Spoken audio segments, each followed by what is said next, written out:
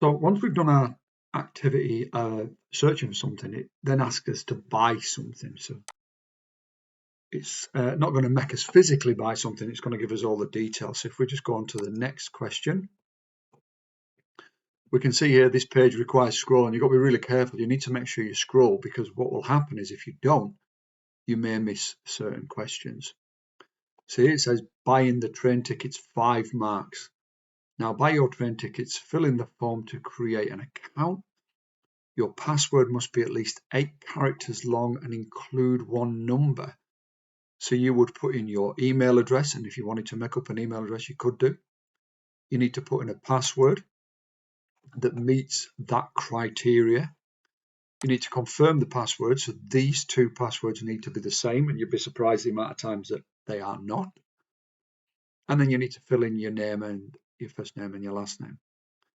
And then here we go, it says to continue, select the square with a bus. So this is like a verification or capture, so you click that and then you get a mark for that. And once you've done that, you'd then go on to the next point. And it says buying a ticket. So your friend is paying for the tickets with their card. Select the option for payment card.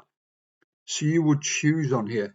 Now, I have seen examples where it says you're paying for a credit, you have to pay for it on a credit card earlier in the question, and then later on it gives you the option, and then it gives you an option of credit card, debit card. So you need to make sure you read the question. Don't read it as though it's the question that you want it to be. So you need to make sure you don't lose silly marks. So we just click on here.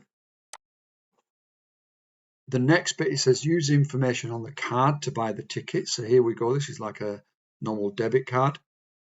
So we'd put all the details in, the long card number. The name here would be the name of that's on the card, not your name. You may laugh, it's happened. The expiry date, and then the security code. So the security code, remember, is that 3-digit one there. And then that would be it. You would now reach the end of this part. And if you was in the proper exam, if you'd finished all the questions, this bar here would be completed in orange.